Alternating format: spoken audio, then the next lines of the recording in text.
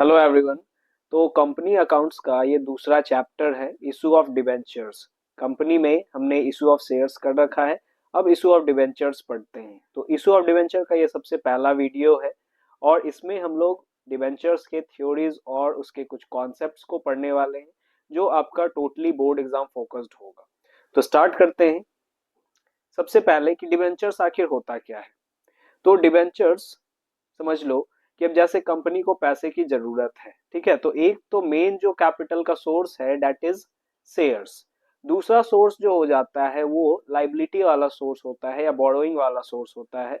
तो उसमें हमारा डिबेंचर्स एक आता है, यानी कंपनी को जब पैसे की जरूरत है तो या तो वो लोन ले सकता है या एक उसके पास और ऑप्शन है डिबेंचर का। तो डिबेंचर शेयर्स के ही जैसा इंस्ट्रूमेंट होता है, लेकिन ये डेट कैपिटल होता है और जो हम लोग शेयर्स देखते हैं वो ओन्ड कैपिटल है।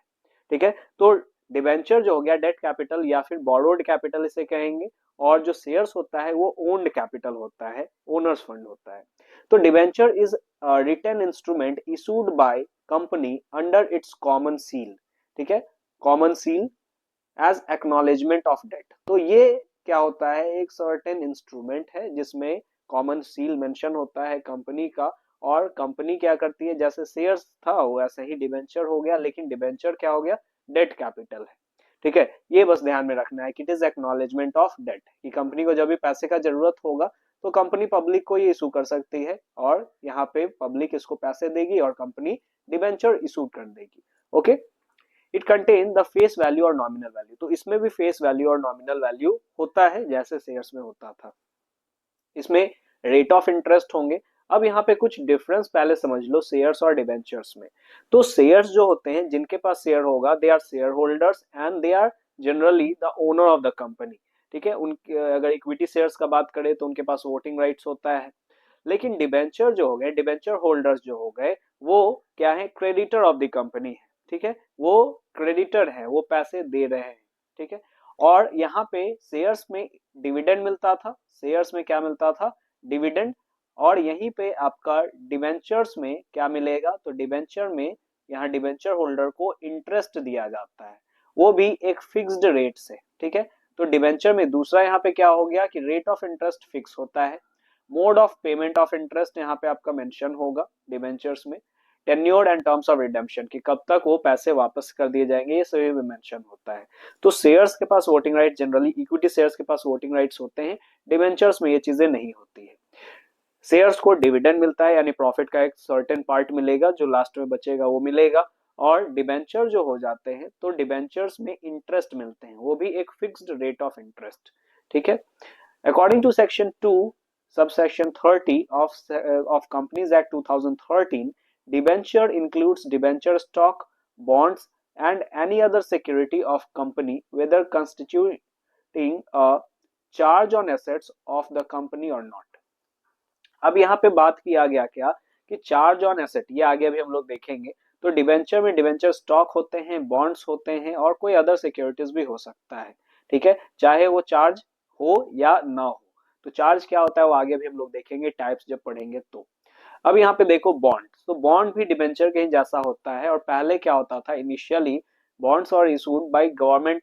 तो गवर्नमेंट डेट इंस्ट्रूमेंट ही था, सिर्फ गवर्नमेंट इशू करती थी। आज के डेट में सेमी गवर्नमेंट इंस्टीट्यूशंस और नॉन गवर्नमेंट इंस्टीट्यूशंस भी बॉन्ड इशू करती है। तो बॉन्ड में जनरली एक चीज होता है क्या, कि बॉन्ड इशू होता है डिस्काउंट पे और रिडीम किया जाता है पार पे। जैसे मान लेते हैं कि बॉन्ड का, एक बॉन्ड का जो प्राइस है वो 1000 है। ठीक है, 1000 रुपीज है। तो ये 1000 इसको इशू किया गया डिस्काउंट पे, जैसे 900 पे इशू किया गया और वापस किया जाएगा 1000 रुपए। तो अगर कोई डिवेंचर अगर खरीद रहा है, ठीक है, तो वो 900 रुपए में उसे खरीद सकता है, और जब कंपनी वापस करेगी तो इसे 1000 रुपए वापस करेगी। इसी का जो गैप है ना, उसी को आप इसका रिटर्न समझ लो, 100 रुपीज रिटर्न समझ लो। इसमें कोई फिक्स्ड रेट ऑफ इंटरेस्ट नहीं होता है, पहले से फिक्स्ड जनरली नहीं होते हैं। ठीक है, डिबेंचर्स में जनरली फिक्स्ड होते हैं, लेकिन बॉन्ड्स में जनरली वो प्री डिटरमाइंड इंटरेस्ट फिक्स नहीं होते हैं। इसमें ये जो गैप होता है उसी को हम लोग रिटर्न मान लेते हैं। ठीक है, नेक्स्ट टाइप्स ऑफ डिबेंचर। तो डिबेंचर के कुछ अलग अलग पॉइंट ऑफ व्यू से ये कुछ टाइप्स हैं, जैसे on the basis of security, tenure of redemption, mode of redemption, on the view of coupon rate या रजिस्ट्रेशन। ठीक है, ये 5 तरीके के हो सकते हैं। अब इस 5 तरीके में क्या क्या आएगा वो हम लोग एक एक करके देखते हैं। देखो, सबसे पहला from the point of view of security. तो सिक्योरिटी के पर्पज से एक होता है अनसिक्योर्ड डिवेंचर। अनसिक्योर्ड डिवेंचर का मतलब there is no any charge on asset, और ये सिक्योर्ड नहीं है। अब चार्ज ऑन एसेट समझो कि चार्ज ऑन एसेट्स किसे कहते हैं। तो चार्ज ऑन एसेट, जैसे मान लेते हैं कंपनी ने यहाँ पे डिवेंचर इशू किया है 1000 रुपीज का। ठीक है, टोटल 1000 यहाँ पे डिवेंचर्स इशू किया, 1000 रुपीज समझ लो, या 1000 यहाँ पे डिवेंचर समझ लो, 1000 डिवेंचर ऑफ रुपीज 10 ईच, तो टोटल हो गया 10,000। ठीक है, अब ये 10,000 जरूरी होगा, अगर यहाँ पे कंपनी ने इशू किया है 10,000, तो 10,000 जब भी यहाँ पे जरूरी होगा, अब जैसे यहाँ पे 10,000 कंपनी ने डिवेंचर इशू किया है ना, तो इस चार्ज का मतलब क्या है कि कंपनी एक सर्टेन एसेट साइड रख रही है। ठीक है, एक सर्टेन एसेट 10,000 रुपए के एक साइड रख रही है यहाँ पे, कि ये चार्ज हो गया कि अगर कंपनी ये 10,000 रुपए वापस नहीं कर पाई तो ये एसेट 10,000 का वो सेल करके उसको पैसे दे देगी। तो इसे ही कहते हैं सिक्योर्ड, ये चार्ज ऑन एसेट कहा गया। तो अनसिक्योर्ड डिवेंचर जो होते हैं उसमें कोई चार्ज नहीं होता है, सीधा 10,000 रुपए वो अनसिक्योर्ड इसीलिए बोला गया। ठीक है, और यहाँ पे फुल्ली सिक्योर्ड में क्या होगा, चार्ज होगा। तो चार्ज का मतलब यहाँ पे दो तरीके के चार्ज हो सकते हैं, एक फिक्स्ड चार्ज और एक फ्लोटिंग चार्ज। फिक्स्ड चार्ज और फ्लोटिंग चार्ज में अंतर क्या है? फिक्स्ड चार्ज का मतलब क्या हो गया कि अब जैसे मान लेते हैं कि कोई यहाँ पे डिवेंचर्स अगर इशू हुआ, तो एक fixed certain asset, specific asset को वहां पे चार्ज कर दिया गया, यानी कि टाइप कर दिया गया है। ठीक है, जिसका प्राइस जो है, वैल्यू जो है वो फ्लक्चुएट नहीं करता है। फॉर एग्जाम्पल, एग्जाम्पल के तौर पे क्या हो जाएगा, तो एग्जाम्पल के तौर पे लैंड एंड बिल्डिंग हो गया, है ना, प्लांट एंड मशीनरी हो गया। तो ये सभी कि ये डेली डेली इसका प्राइस चेंज नहीं होता है, तो ये फिक्स्ड चार्ज कहलाएगा। और एक होता है फ्लोटिंग चार्ज। तो फ्लोटिंग चार्ज कुछ ऐसे एसेट्स जो टाइम टू टाइम वो चेंज होते रहते हैं रेगुलर बेसिस पे, जैसे स्टॉक इन ट्रेड हो गया, इन्वेंट्री हो गया, डेटर्स हो गए, कैश हो गया, बिल्स रिसीवेबल हो गया। तो ये अगर चार्ज हो गया तो वो फ्लोटिंग चार्ज कहला जाएगा। ठीक है, कि अब जैसे डेली डेली स्टॉक घटेगा, है ना, स्टॉक का प्राइसेस बढ़ेगा घटेगा, लेकिन प्लांट एंड मशीनरी का डेली डेली नहीं घटेगा। ठीक है, तो वो प्लांट एंड मशीनरी वाला फिक्स्ड हो गया, फिक्स्ड चार्ज कहलाया, और ये जो स्टॉक पे, डेटर पे, ये सभी पे जो हुआ वो फ्लोटिंग चार्ज कहला गया। ठीक है, तो ये दो तरह के एसेट्स हो यहाँ पे, डिवेंचर्स हो गए। अब यहाँ पे पार्टली सिक्योर्ड। पार्टली सिक्योर्ड का मतलब specific assets are given away by charge but their value is less than the amount owned by the company. ठीक है, पार्टली सिक्योर्ड यानी कि अब जैसे 10,000 यहाँ पे डिवेंचर्स तो हैं, लेकिन और सिक्योर्ड भी किए गए हैं, लेकिन यहाँ पे सिर्फ और सिर्फ मान लेते हैं 7,000 के सिक्योर किए गए हैं, तो 7,000 तक तो ठीक है, और बाकी 3,000 अनसिक्योर्ड हो जाएंगे। तो इस ऐसे डिवेंचर्स को पार्टली सिक्योर्ड कहते हैं। फिर है first mortgage debenture, these debentures which have first claim on the assets charge. तो इसमें भी एक है कि अब जैसे फिक्स्ड यहाँ पे चार्ज लगा हुआ है, तो सबसे पहले, ठीक है, मल्टीपल मान लेते हैं, मल्टीपल डिवेंचर्स का चार्ज एक पर्टिकुलर एसेट पे लगा हुआ है, तो ये जब एसेट बिकेगा तो इसमें सबसे पहला जो हिस्सा होगा वो फर्स्ट मॉर्गेज डिवेंचर्स का होगा। ठीक है, सबसे पहले क्लेम किसको मिलेगा, फर्स्ट मॉर्गेज डिवेंचर्स को मिलेगा। फिर है सेकेंड मॉर्गेज, सेकेंड मॉर्गेज में उसके बाद सेकेंड मॉर्गेज को मिलेगा, फर्स्ट मॉर्गेज को दे देने के बाद सेकेंड मॉर्गेज डिवेंचर्स को यहाँ पे पैसे दिए जाएंगे। नेक्स्ट है from the point of view of tenure of redemption. Tenure का मतलब पीरियड। तो यहाँ पे रिडीमेबल डिवेंचर, रिडीमेबल डिवेंचर का मतलब एक स्पेसिफिक टाइम के बाद, जैसे मान लेते हैं 5 साल 10 साल, वो स्पेसिफिक टाइम के बाद वो रीपे कर दिया जाएगा, उसके डिवेंचर के पैसे को रीपे कर दिया जाएगा, वापस कर दिया जाएगा। और इरिडीमेबल होता है कि ड्यूरिंग द लाइफ टाइम वो वापस नहीं किया जाएगा, जब कंपनी वाइंड अप होगा, बंद होगा, तभी पैसे वापस किए जाएंगे। रिडीमेबल डिवेंचर आज के डेट में इंडिया में नहीं चलते हैं, ये कॉमन नहीं है इंडिया में। नेक्स्ट है from the point of view of mode of redemption. Mode of redemption का मतलब कि कन्वर्टेबल डिवेंचर्स हो गए। तो these debentures which were convertible into equity share और other security either at the option of debenture holder और at the option of the company as the case में be. Convertible debenture भी दो तरह के होते हैं। कन्वर्टेबल डिवेंचर्स कैसे हो गए, ये क्या हो गया, तो ऐसे डिवेंचर जो इक्विटी शेयर में एक सर्टेन टाइम के बाद इक्विटी शेयर्स में या कोई अदर सिक्योरिटीज में कन्वर्ट किए जा सकते हैं। तो एक हो गया फुल्ली कन्वर्टेबल डिवेंचर कि पूरा का पूरा कन्वर्ट हो जाएगा। ठीक है, और दूसरे हो जाते हैं पार्टली। तो पार्टली में क्या हो जाए, these debentures were only a portion of the amount of debenture is convertible into shares. Partly का मतलब कि उस, जैसे मान लेते हैं लॉट लिया है 1,000 किसी ने डिवेंचर लिया है, तो इसमें 700 फुल्ली हो गए और मान लेते हैं 300 पार्टली हो गए। तो 700 पूरा का पूरा कन्वर्ट हो जाएगा और बाकी ये कन्वर्ट नहीं होगा। नॉन कन्वर्टेबल में क्या हो गया, ये फीचर उसके पास अवेलेबल नहीं होगा कि वो डिवेंचर्स को शेयर्स में या अदर सिक्योरिटीज में कन्वर्ट नहीं किया जा सकता है।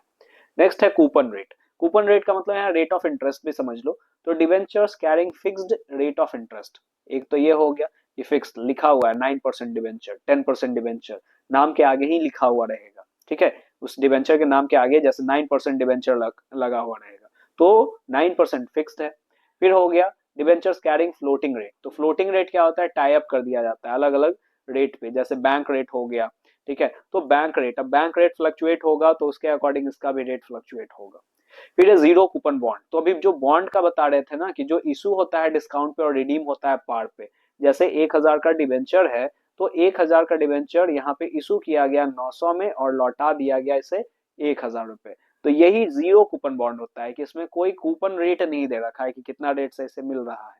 वो जो गैप हुआ, जो डिफरेंस हुआ ये 900 और 1000 के बीच में, दैट इज 100, यही 100 उसका रिटर्न माना जाएगा, ठीक है। तो इसमें कोई फिक्स्ड रेट नहीं होता है, ये जीरो कूपन बॉन्ड होता है।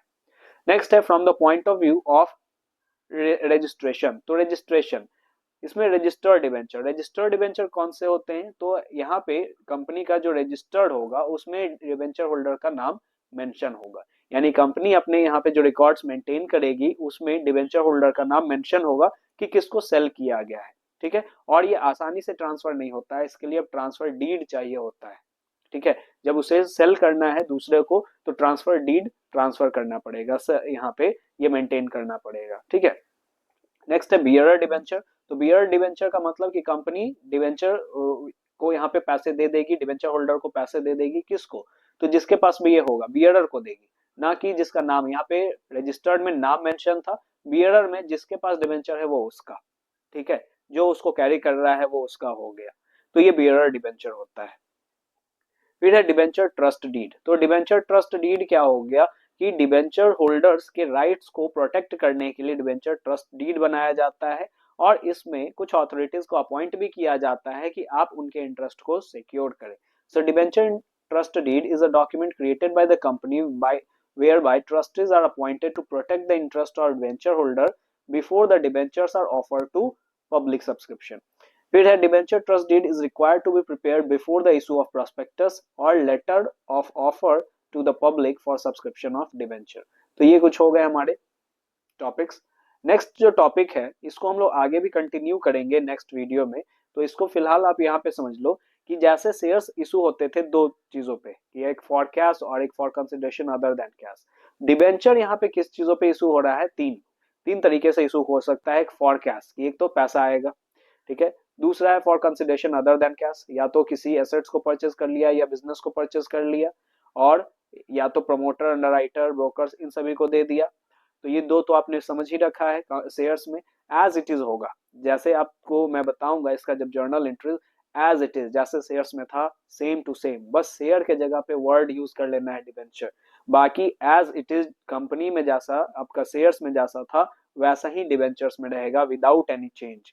फिर है इस यहाँ पे एज कोलैटरल सिक्योरिटी। तो कोलैटरल सिक्योरिटी क्या होता है कि कंपनी जब लोन वगैरह लेती है, ठीक है, तो लोन वगैरह अगर ले रही है तो उसको सिक्योरिटी कुछ रखना है, तो एक प्राइमरी सिक्योरिटी तो रख देती है कुछ भी, सेकेंडरी सिक्योरिटी यहाँ पे डिबेंचर को भी रखा जा सकता है। तो सेकेंडरी सिक्योरिटी यानी कि एक सिक्योरिटी रखा हुआ है, जैसे मान लेते हैं 5 लाख का लोन ली है कंपनी, तो 5 लाख के लोन के लिए पहले से एक बिल्डिंग वहां पे सिक्योरिटी के तौर पे रखा हुआ है, ठीक है। और सेकेंडरी सिक्योरिटी जो है वो कुछ डिबेंचर्स इशू कर देती है, तो उसी को कहते हैं issue of debenture as collateral security. तो पैसा यहाँ पे भी नहीं निकल रहा है, यहाँ पे तो कुछ एसेट भी आया, यहाँ पे तो बस डिबेंचर रखा गया सिक्योरिटी के तौर पे, ना इसमें कोई पैसे आ रहे हैं ना कोई एसेट्स खरीदा जा रहा है, यहाँ पे सिर्फ सिक्योरिटी के तौर पे रखा गया है। तो ये चैप्टर अभी हमने यहाँ पे सिर्फ और सिर्फ यही समझा। इस चैप्टर में हमने क्या समझा कि कॉन्सेप्ट क्या है, अभी पहले वीडियो में हमने ये देखा। नेक्स्ट वीडियो से क्वेश्चंस पे आएंगे हम लोग कि किस तरह के क्वेश्चंस आपको करने हैं, बनाने हैं, ठीक है। तो आज के लिए इतना ही। Thanks for watching, thank you everyone.